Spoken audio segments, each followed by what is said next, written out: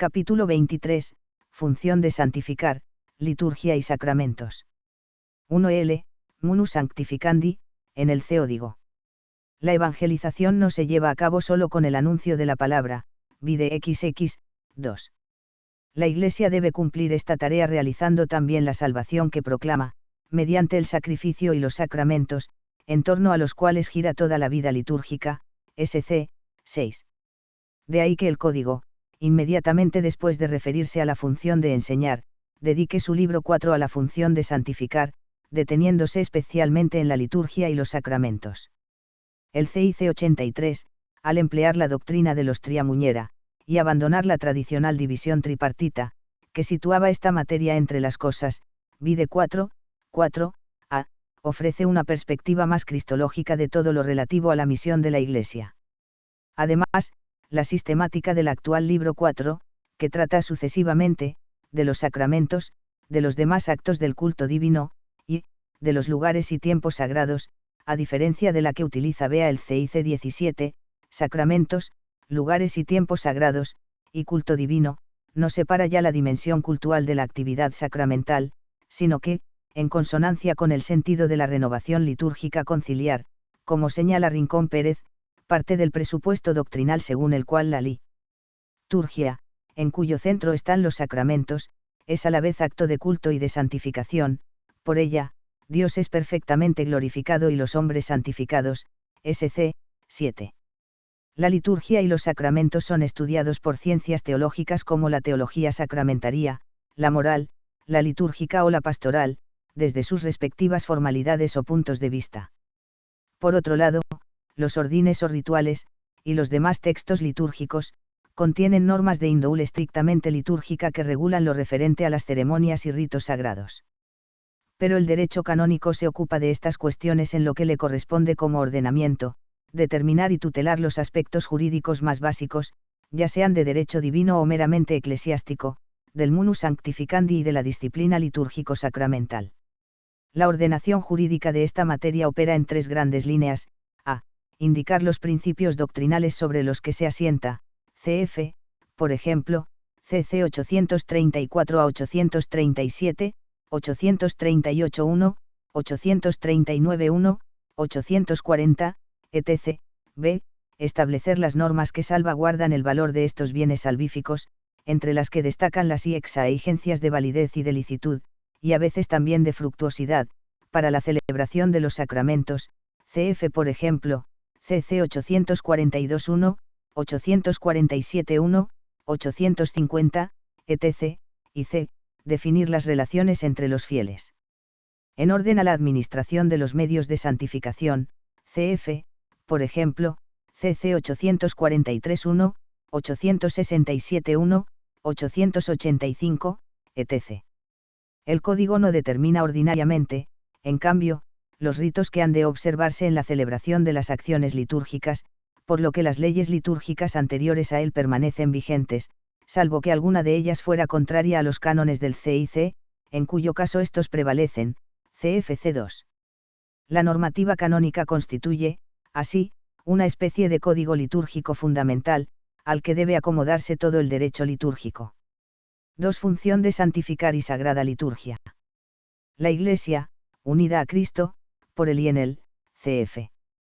CCE 824, cumple su función santificadora comunicando a los hombres los bienes divinos por los que se confiere y aumenta la santidad, principalmente mediante la sagrada liturgia.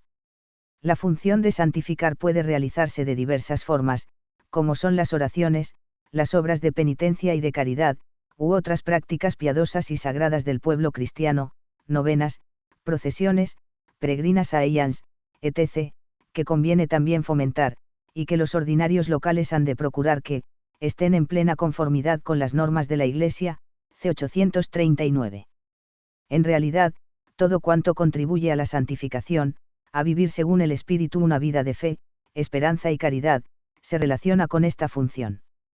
Pero entre todos los medios por los que la Iglesia realiza su función santificadora en el nombre de Cristo destaca la liturgia, que es la cumbre a la que tiende la acción de la Iglesia y, al mismo tiempo, la fuente de donde emana toda su fuerza, SC 10. El C834.1 describe la naturaleza y fines de la Sagrada Liturgia, después de resaltar su valor peculiar, señalando que, con razón se considera como el ejercicio de la función sacerdotal de Jesucristo, en la cual se significa la santificación de los hombres por signos sensibles y se realiza según la manera propia a cada uno de ellos, a la vez que se ejerce íntegro el culto público a Dios por parte del cuerpo místico de Jesucristo, es decir, la cabeza y los miembros. Este texto está inspirado en el N6 de la N. Mediator Dei NSC, 7, y posee una gran riqueza teológica. Presenta la liturgia como el ejercicio actual de la función sacerdotal de Jesucristo, con dos dimensiones inseparables, su eficacia de santificar a los hombres, dimensión descendente, que el CIC 17 pasaba por alto, y el ejercicio del culto público a Dios por parte de todo el cuerpo místico de Cristo, dimensión ascendente. De este modo, toda celebración litúrgica, por ser obra de Cristo sacerdote y de su cuerpo, que es la Iglesia, es acción sagrada por excelencia, cuya eficacia, por el mismo título y en el mismo grado, no la iguala ninguna otra acción de la Iglesia, SC 7. Para que el culto pueda considerarse litúrgico, la palabra liturgia significa originariamente, obra o quehacer público, cf. CCE, 1069, es necesario que se cumplan los tres requisitos mencionados en el C834.2, a, que sea ofrecido en nombre de la Iglesia, no a título propio, b, por personas legítimamente designadas, según el derecho divino y eclesiástico, y c, mediante actos aprobados por la autoridad de la Iglesia, por ejemplo, los que determinan el modo de celebrar los sacramentos. Un acto de culto cristiano, culto al que todos los fieles están destinados por su sacerdocio común, no será litúrgico si falta alguna de estas exigencias. La principal clasificación de las acciones litúrgicas es la que distingue entre liturgia sacramental, para la celebración de los 7 sacramentos, y liturgia no sacramental, con la que se celebran los sacramentales y otros actos de culto, vide 32. 3 formas de participar en la función santificadora. La función de santificar y tributar culto a Dios. Recuérdese que culto y santificación son como dos vertientes de una misma realidad, corresponde a toda la Iglesia, y en ella participa cada uno de sus miembros, como sucede en la función de enseñar, vide XX 3. Pero también aquí la participación está modalizada por la diversidad funcional del pueblo de Dios, CFCC 204, 208, y en particular, por los modos esencialmente distintos de participar en el único sacerdocio de Cristo que suponen el sacerdocio ministerial o jerárquico de los obispos y presbíteros, y el sacerdocio común de todos los fieles, cf. LG, 10, CCE, 1142, 1346 a 1547, vide X, 1. Según estos presupuestos, el C835 distingue 4 formas de ejercer la función de santificar en el ámbito litúrgico, a, la de los obispos, que al tener la plenitud del sacerdocio, son los principales dispensadores de los misterios de Dios y, en la Iglesia a ellos confiada, los moderadores, promotores y custodios de toda la vida litúrgica, 1, b, la de los presbíteros, que al participar también, del sacerdocio de Cristo, como ministros suyos, se consagran a la celebración del culto divino y a la santificación del pueblo bajo la autoridad del obispo, 2, c, la de los diáconos, a quienes se imponen las manos no para el sacerdocio, sino para el ministerio, LG, 29, y que sirven al pueblo de Dios en la celebración del culto divino, según las disposiciones del derecho, 3, y d, la de los demás fieles, a quienes corresponde, participar activamente, según su modo propio, en las celebraciones litúrgicas y especialmente en la Eucaristía, 4. Pero la Sagrada Liturgia no agota toda la acción de la Iglesia, cf. SC, 9, ni toda la función santificadora de los fieles, cf. LG, 10, que ejercitan también este oficio mientras corresponden a su específica biovocación cristiana, los ministros sagrados, cumpliendo fielmente su ministerio, cf. Po, 12, los consagrados, conformándose con Cristo, Virgen, pobre y obediente, cf. VC, 31, y los laicos, al santificar el mundo como desde dentro, cf. LG, 31. En efecto, el propio C835 alude a este aspecto de la función de santificar, al añadir que, en la misma función participan de modo peculiar los padres, impregnando de espíritu cristiano la vida conyugal y procurando la educación cristiana de sus hijas. 4. A este respecto, es ilustrativo recordar que Juan Pablo II, al tratar sobre la vocación y misión de los laicos, ha advertido que prestar una atención tan fuerte a los servicios y funciones eclesiales, que vaya en detrimento de sus específicas responsabilidades en el mundo profesional, social, económico, cultural y político, es una tentación a la que no siempre han sabido sustraerse los laicos en la etapa postconciliar, cf. Cl. 2. Una tentación bien ajena a la doctrina del concilio, cuyas enseñanzas dejan patente que, el oficio sacerdotal del laico al que Cristo le asocia, además de su participación activa en las celebraciones litúrgicas, especialmente en la Eucaristía, consiste fundamentalmente en consagrar el mundo a Dios, puesto que, todas sus obras, sus oraciones e iniciativas apostólicas, la vida conyugal y familiar, el cotidiano trabajo, el descanso del alma y del cuerpo, si son hechas en el espíritu, e incluso las mismas pruebas de la vida si se sobrellevan pacientemente, se convierten en sacrificios espirituales aceptables a Dios por Jesucristo. 1 Pt 2, 5, que en la celebración de la Eucaristía se ofrecen piadosísimamente al Padre junto con la oblación del cuerpo del Señor. LG 34, Rincón Pérez. 4. Participación en las celebraciones litúrgicas. Las acciones litúrgicas no son acciones privadas, sino celebraciones de la Iglesia, que es sacramento de unidad, es decir, pueblo santo, congregado y ordenado bajo los obispos. Por tanto, pertenecen a todo el cuerpo de la Iglesia, influyen en él y lo manifiestan, pero afectan a cada miembro de ese cuerpo de manera distinta, según la diversidad de órdenes, funciones y participación actual. SC 26, CFC 837-1. El que las acciones litúrgicas pertenezcan a toda la Iglesia no significa que sean confiadas de modo universal y genérico a la comunidad, ni que todos sus miembros tengan en ellas la misma función. Vide supra. 3, ni que los ministros sagrados actúen en la celebración como representantes de los fieles. Los ministros ordenados han sido capacitados por el Espíritu Santo, para actuar en representación de Cristo cabeza para el servicio de todos los miembros de la Iglesia.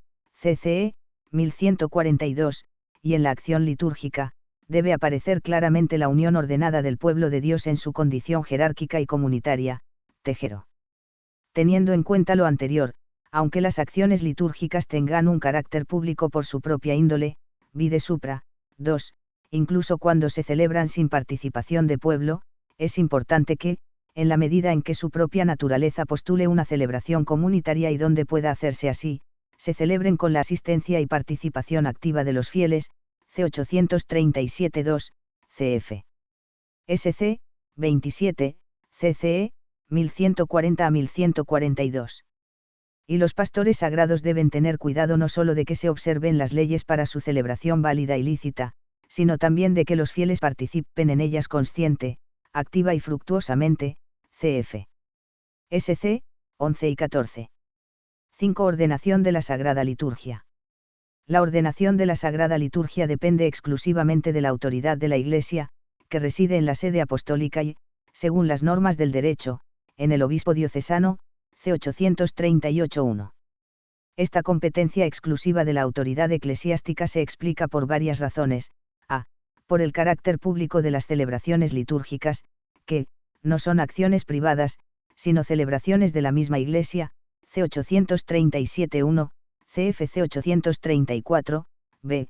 Por su íntima conexión con la fe, según expresa el adagio, lex orandi, lex credendi, que exige garantizar la ortodoxia de las fórmulas litúrgicas.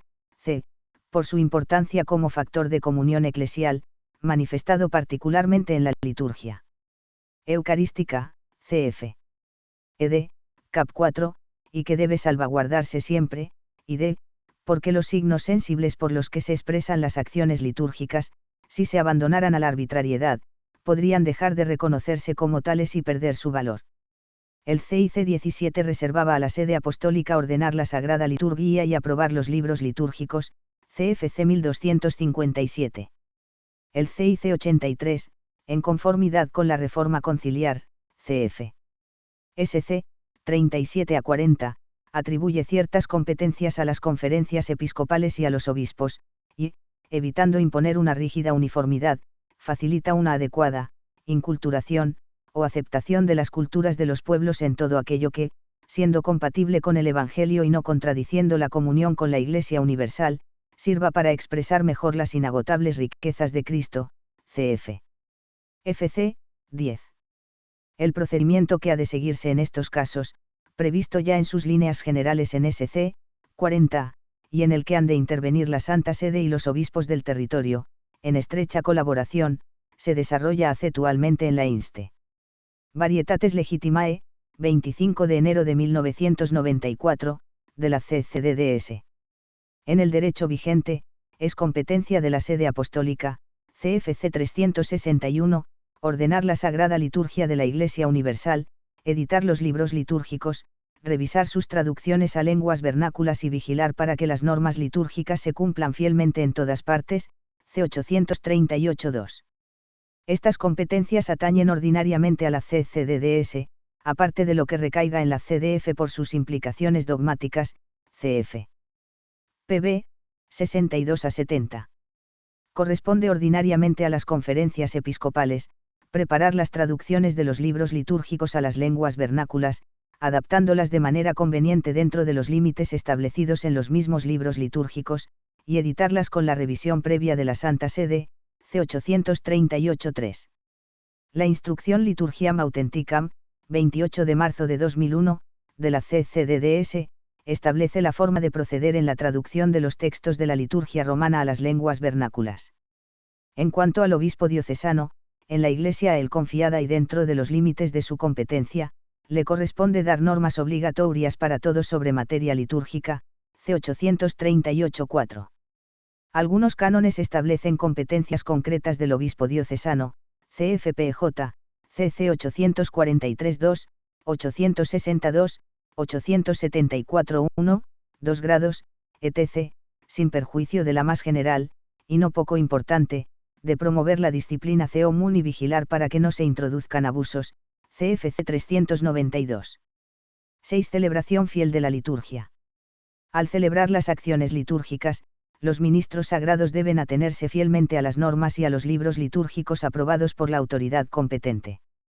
Ningún otro, aunque sea sacerdote, debe añadir, suprimir o cambiar cofa alguna por propia iniciativa en la liturgia, SC 22.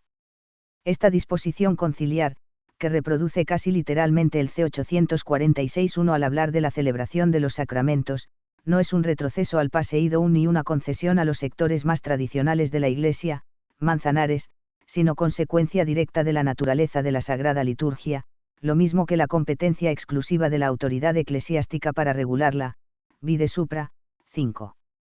Con todo, la observancia fiel de las normas litúrgicas, sin modificaciones arbitrarias, no implica uniformidad monótona ni falta de iniciativa. Por el contrario, al disponer la celebración litúrgica, teniendo en cuenta su naturaleza, la condición de la asamblea, etc., el celebrante ha de aprovechar la pluralidad de formas y los ámbitos de ordenada creatividad previstos en los libros litúrgicos, para favorecer al máximo la participación activa y plena de los fieles. 7. Los sacramentos. Toda la vida litúrgica gravita en torno al sacrificio eucarístico y los sacramentos, CCE, 1113, CF. SC, 6. Y a ellos dedica el libro 4 del CIC su parte primera y más extensa, que comienza con unos cánones preliminares, en los que se recogen algunos principios y normas comunes, CC 840-848, a los que siguen 7 títulos, uno para cada sacramento, CC 849 a 1165.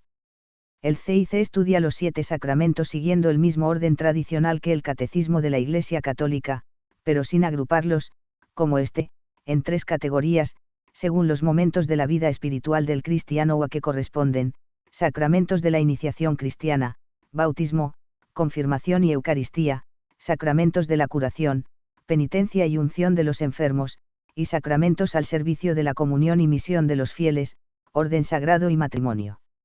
La normativa canónica sobre los sacramentos trata principalmente de aspectos disciplinares, vide supra, 1, y no pretende explicar su intervención en la edificación y estructuración jurídica de la Iglesia, Vide 2, c, aunque algunas afirmaciones de sus cánones se refieran indudablemente a ello, cf., por ejemplo, cc 840, 849, 897, etc. A. Naturaleza y efectos. El C840, inspirado sobre todo en SC 7 y 59, ofrece un denso resumen de la doctrina sobre la naturaleza y eficacia de los sacramentos, que sirve de base para las ulteriores disposiciones normativas. Los sacramentos, a. han sido, instituidos por Cristo y encomendados a la Iglesia, b. como núcleo de la liturgia, son acciones de Cristo y de la Iglesia, y, signos y medios con los que se expresa y fortalece la fe, se rinde culto a Dios y se realiza la santificación de los hombres, c. por esa estrecha relación con los vínculos de comunión, cf. LG, 14, contribuyen en gran medida a crear, corroborar y manifestar la comunión eclesiástica, d. y por todo ello, tanto los sagrados ministros como los demás fieles deben comportarse con grandísima veneración y con la debida diligencia al celebrarlos. Los cánones introductorios del libro 4 se refieren también al carácter que imprimen algunos sacramentos, bautismo, confirmación y orden, razón por la que no pueden reiterarse, y deben administrarse sub condicio ne, bajo condición, cuando se dude prudentemente de que hayan sido real o válidamente recibidos, CFC 845. Pero el CIC no se detiene en otros presupuestos doctrinales, que de un modo u otro maneja, como las nociones de ministro, administrador, y sujeto, receptor, del sacramento, la noción de signo sacramental, integrado por las acciones, materia, en la terminología clásica, y las palabras, forma, que determinan su significado sacramental, o la eficacia ex opere operato de los sacramentos, por la que, siempre que un sacramento es celebrado conforme a la intención de la Iglesia, el poder de Cristo y de su Espíritu actúa en él y por él, independientemente de la santidad del ministro, y que se conjuga con la eficacia ex opere operantis, pues, los frutos de los sacramentos dependen también de las disposiciones del que los recibe, CCE, 1128. B. Regulación canónica de la liturgia sacramental. Puesto que los sacramentos, son los mismos para toda la Iglesia y pertenecen al depósito divino, corresponde exclusivamente a la autoridad suprema de la Iglesia aprobar o definir lo que se requiere para su validez, y a ella misma o a otra autoridad competente, de acuerdo con el C838 3 y 4, corresponde establecer lo que se refiere a su celebración, administración y recepción lícita, así como también el ritual que debe observarse en su celebración, C841. Las conferencias episcopales pueden introducir algunas variaciones al traducir los libros litúrgicos, con la revisión previa de la Santa Sede, CFC 838 3, y establecer también algunas determinaciones para la celebración, administración y recepción lícita de ciertos sacramentos, CF, por ejemplo, CC 851 1 grados, 854, 891, etc., y competencias similares corresponden a los obispos diocesanos, vide supra, 5. Pero solo la autoridad suprema de la Iglesia, vide 14, 1, a, puede aprobar o definir lo que se requiere para la validez de los sacramentos, sin que en esto quepa pluralidad de regulaciones. Por ejemplo, para los sacramentos en los que se emplean los santos óleos debe utilizarse aceite de oliva o de otras plantas, CFC 847. Y ni siquiera esta autoridad puede cambiar lo que Cristo ha establecido sobre ellos, debe regularlos siempre salva eorum substantia, como enseñó el Concilio de Trento, ses. XXI, C2. C. Exigencias de justicia en la celebración y administración de los sacramentos.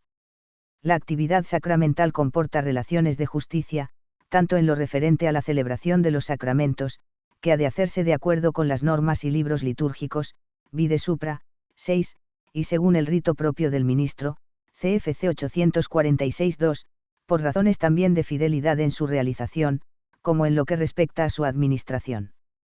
En efecto, recibir de los pastores sagrados la ayuda de los sacramentos constituye uno de los derechos fundamentales de los fieles, CFC 213, quizá el de mayor trascendencia, del que derivan múltiples y exigencias de justicia, vide 9, 3, e.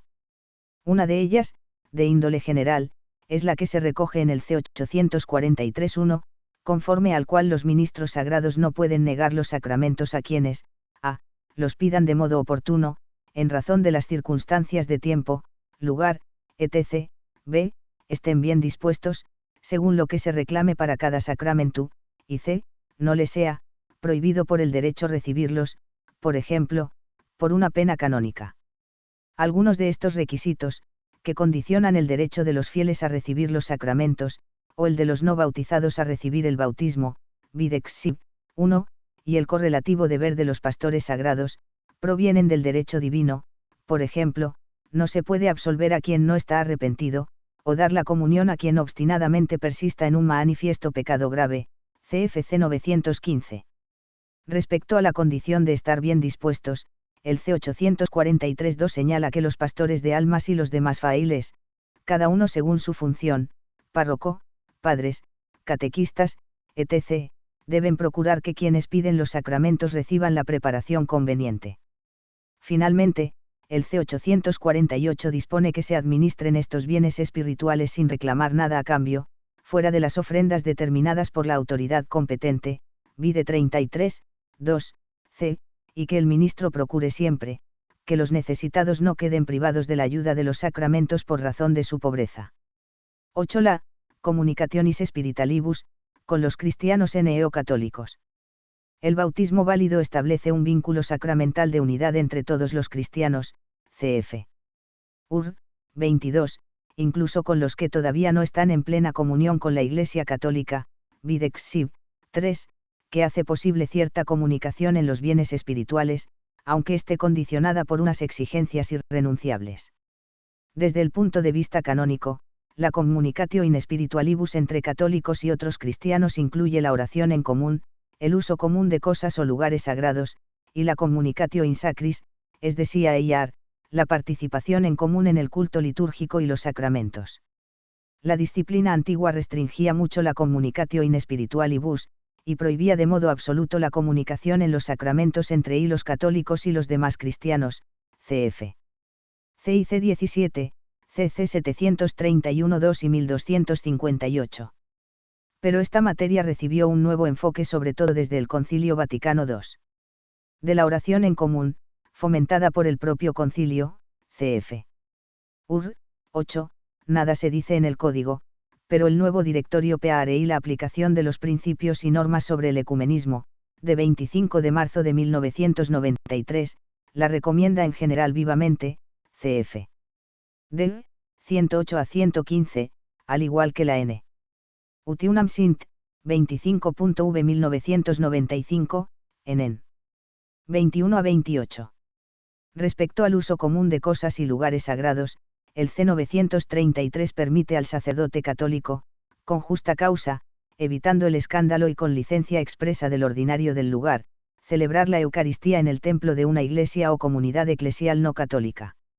Y en la situación inversa, el obispo diocesano podría permitir a otros cristianos el uso de una iglesia, edificio católico o cementerio, así como de capillas de escuelas u hospitales, cf. D. 137 a 142. Parece lógico que se aplique también a estos casos de communicatio in spiritualibus el principio fundamental según el cual, está prohibida por ley divina la communicatio in sacris que dañe la unidad de la Iglesia, o lleve consigo adhesión formal al error, o peligro de desviación en la fe, de escándalo o de indiferentismo, o 26, es decir, de llegar a pensar que la diferencia entre estar o no en plena comunión con la Iglesia Católica sería meramente accidental o anecdótica. En cuanto a la communicatio in sacris, ante todo debe tenerse en cuenta, como señala Ur. 8, que no es lícito considerarla como un medio que pueda usarse indiscriminadamente para restablecer la unidad de los cristianos, y que el recurso a ella depende fundamentalmente de dos principios, de la necesaria significación de la unidad de la Iglesia y de la participación en los medios de la gracia. La significación de la unidad prohíbe de ordinario la comunicación, la necesidad de la gracia algunas veces la recomienda. Veamos con más detalle las normas que la rigen. 9 aspectos de LA, communicatio in sacris. A. Comunicación en el culto litúrgico no sacramental. El C 1183-3 da la posibilidad de conceder exequias eclesiásticas, vide 32, 1, c, a los bautizados no católicos, según el prudente juicio del ordinario del lugar, siempre que no conste la voluntad contraria de estos y no pueda celebrar las exequias su propio ministro. Y el C. 1170 señala que pueden impartirse bendiciones, vide 32, 1, a los no católicos, incluidos, por tanto, los no cristianos, si no obsta una prohibición de la Iglesia. Para los demás supuestos de comunicación en el culto no sacramental habrá que acudir a las normas de D. 117 a 121. En este y en los restantes aspectos de la communicatio in sacris, se entiende por culto litúrgico el, realizado según los libros, normas y costumbres de una iglesia o comunidad eclesial, y presidido por un ministro o delegado de esa iglesia o comunidad, d. 116. B. Comunicación en los sacramentos. La disciplina sobre esta materia, que contempla la posibilidad de poder compartir, en ciertos casos, los sacramentos de la penitencia, la Eucaristía y la unción de los enfermos, se contiene en el C. 844, primero, como regla general, los ministros católicos administran los sacramentos lícitamente solo a los fieles católicos, los cuales, a su vez, los reciben lícitamente solo de los ministros católicos. 1. Las excepciones a este principio se recogen en los 2 a 4 de este mismo canon, y en el C. 861-2, sobre la administración del bautismo en caso de necesidad. 2 grados, los fieles católicos pueden recibir lícitamente los sacramentos de la penitencia, la Eucaristía y la unción de los enfermos, y solo estos, de un ministro no católico en cuya iglesia sean válidos esos sacramentos, lo que exige que esa comunidad no carezca del válido sacramento del orden, si se dan las siguientes condiciones: a. Que lo exija la necesidad o lo aconseje una verdadera utilidad espiritual; b. Que no pueda acudir a un ministro católico, por imposibilidad física o moral; y e. Que se evite en todo caso el peligro de error o indiferentismo. 2. 3 grados, los ministros católicos pueden administrar lícitamente esos mismos sacramentos a miembros de las iglesias orientales que no están en plena comunión con la Iglesia católica, o de otras iglesias asimiladas a ellas a juicio de la Santa Sede, como, por ejemplo, los viejos católicos, siempre que esos sujetos, a. Los pidan espontáneamente, y b. Estén bien dispuestos, como también lo ha de estar un católico. 3. El requisito de pedir espontáneamente esos sacramentos tiende a evitar que esta praxis dé ocasión a situaciones de proselitismo reprobable, que supondrían un obstáculo en el camino hacia la unidad. 4 grados, y como supuesto más excepcional, los ministros católicos podrían administrar lícitamente esos 3 sacramentos a los demás cristianos que no están en comunión plena con la Iglesia católica si esos sujetos, además de, a. Pedirlos espontáneamente, y b. Estar bien dispuestos, c. No pueden acudir a un ministro de su propia comunidad, d. Profesan la fe católica, vide infra. 9, c. Respecto a dichos sacramentos, lo que se da por supuesto en los miembros de iglesias orientales no católicas o asimiladas, y e. Se encuentran en una situación de peligro de muerte o en la que urge otra grave necesidad, de cuya existencia debe juzgar el obispo diocesano o la conferencia episcopal. 4. Como cautela ecuménica, se exige además la consulta a la autoridad, al menos local, de la Iglesia o comunidad cristiana de que se trate, cuando el obispo diocesano o la conferencia episcopal quieran dar normas particulares sobre estos supuestos excepcionales de communicatio in sacris. 5. C. La intercomunión eucarística. Las posibilidades que da el C. 844 en relación con la administración de la comunión eucarística no deben confundirse con la praxis illegítima de la denominada intercomunión u hospitalidad eucarística, que concibe la Eucaristía en común, vulnerando los límites establecidos, como un medio para lograr la unidad, cuando en realidad es la meta final a la que se encamina todo verdadero ecumenismo. Esta praxis abusiva, explica Rincón Pérez, fue justificada a veces por una interpretación errónea del anterior Directorio Ecuménico, 1967, que condicionaba la administración de la Eucaristía a un cristiano no católico a la exigencia de que profesara respecto a ella una fe conforme, consentaneam, con la fe de la Iglesia católica. El C. 844-4, al exigir que se profese la fe católica respecto a esos sacramentos, ha dejado claro que la fe ha de ser idéntica, creer, por tanto, en la Eucaristía como sacrificio, comunión y presencia real de Cristo. La fe en la Eucaristía, por tanto, no ha de ser parcial, sino completa, lo cual incluye implícitamente la fe en muchas otras verdades, como, por ejemplo, el sacramento del orden.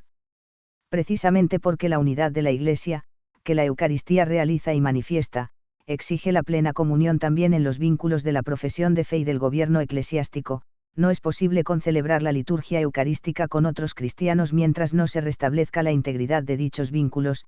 CFCC 908 y 1365, Juan Pablo II, en Ecclesia de Eucharistia, 17 de abril de 2003, en 35 y 38. Una concelebración sin estas condiciones no sería un medio válido, y podría revelarse más bien un obstáculo a la consecución de la plena comunión, encubriendo el sentido de la distancia que queda hasta llegar a la meta e introduciendo o respaldando ambigüedades sobre una u otra verdad de fe. Sin embargo, tenemos el ardiente deseo de celebrar juntos la única Eucaristía del Señor, y este deseo es ya una alabanza común, una misma imploración. Juntos nos dirigimos al Padre y lo hacemos cada vez más con un mismo corazón. Ed. 44. 10 Fe, culto cristiano y sacramentos.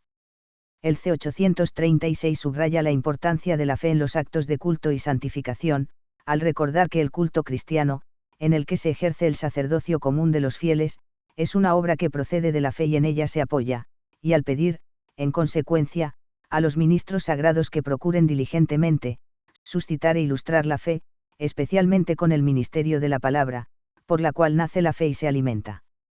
Como señala Manzanares, se trata de un principio programático, que resume algunas enseñanzas del Vaticano II, cf. SC, 9 y 59, llamado a confirmar y suscitar múltiples acciones pastorales. Guarda relación con este principio, por ejemplo, la obligación de preparar convenientemente a los que han de recibir los sacramentos, sobre todo los que suponen un nuevo paso en la iniciación cristiana o implican un nuevo estado de vida, cf., por ejemplo, CC 851,889 a 890,914, 1063. Cualquier celebración litúrgico-sacramental se desarrolla en el marco de la fe. Al menos está presente siempre la fe de la Iglesia, como ocurre en el bautismo administrado por un no cristiano, o recibido por un neonato. Ahora bien, ¿en qué medida es necesaria la fe en el ministro o en el sujeto que recibe un sacramento?